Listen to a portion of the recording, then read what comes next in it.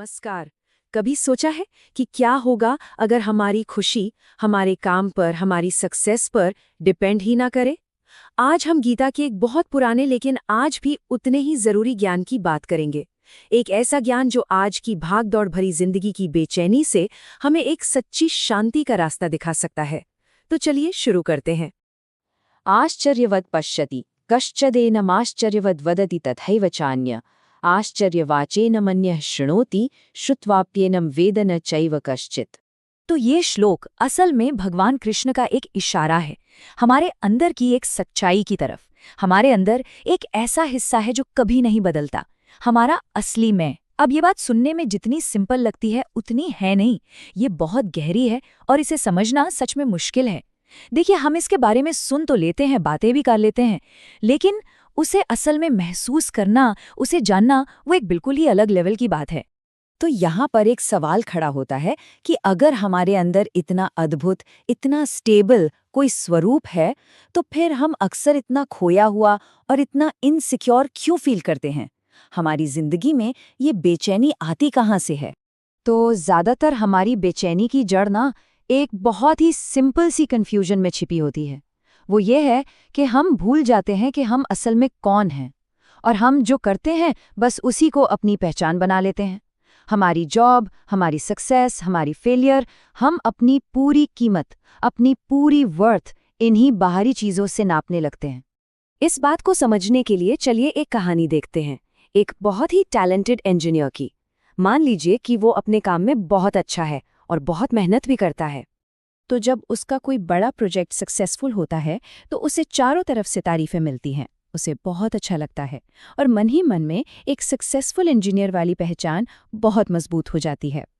उसका कॉन्फिडेंस पूरी तरह से उसके काम के नतीजों से जुड़ जाता है। लेकिन इसी सफलता के साथ एक डर भी पैदा होता है, एक शांत सा लेकिन लगातार बना रहने वाला डर।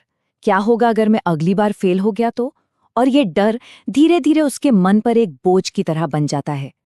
और यही वो गहरा सवाल है जो उसे अंदर ही अंदर परेशान करता है। अगर ये सक्सेस नहीं रही तो फिर मैं कौन हूं? उसकी अपनी कीमत, अपनी पहचान, सब कुछ बाहरी नतीजों पर आकर टिक जाता है। और ठीक यहीं पर गीता हमें एक बिल्कुल अलग नजरिया देती है। उस इंजीनियर की कहानी हमें यही दिखाती है कि क्या होता है जब हम अपने अंदर के उस स्टेबल स्वरूप को, उस असली मैं को भूल जाते हैं, जिसके बारे में कृष्ण ने बताया था। सारी कीमत बाहर चली जाती है और अंदर बस एक खालीपन रह जाता है। अब देखिए, यहाँ पर दो बिल्कुल अलग अलग रास्ते सामने आते हैं। एक है मन का जाल, जिसमें पहचान, कीमत, सब कुछ काम के रिजल्ट से बंधा हुआ है। और दूसरा रास्ता है गीता का, स्वतंत्रता का मार्ग, जिसमें काम बस एक रोल है जो हम निभा रहे हैं। हमारी असली कीमत, हमारी वर्थ, वो तो अंदर है, वो फिक्स्ड है। जरा सोचिए, उस इंजीनियर की जिंदगी कितनी अलग होती, कितनी बेहतर होती अगर वो इस दूसरे रास्ते को अपनाता।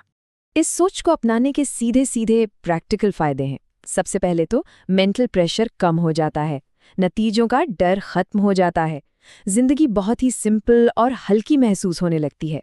और सबसे बढ़कर मन में गहरी शांति और क्लैरिटी आती है। हाँ, लेकिन यहाँ एक बहुत जरूरी बात समझनी होगी। इसका मतलब ये बिल्कुल नहीं है कि हम काम करना छोड़ दें या आलसी हो जाएं। गीता हमें जिम्मेदारियों से भागना नहीं सिखाती, बल्कि उन्हें सही ढंग से निभाना सिखाती है। तो सवाल ये है कि जब हम नतीजों के डर से आज़ाद हो जाते हैं तो होता क्या है? होता ये है कि हम सही मायने में काम करने के लिए स्वतंत्र हो जाते हैं। कृष्ण हमें यही जिम्मेदारी लेना सिखाते हैं। आत्मनिर्भरता का मतलब सही मौके का इंतजार करना नहीं है। नहीं, इसका मतलब है आपके पास जो कुछ भी है, आपका समय, आपका हुनर, यहाँ तक कि आपका मोबाइल फोन, बस उसका इस्तेमाल करके पहला कदम उठाना। यह समझना बहुत जरूरी है। गीता सिर्फ मन को शांत करने का तरीका नहीं है, ये हमें अपनी जिम्मेदारी उठाने के लिए हिम्मत देती है।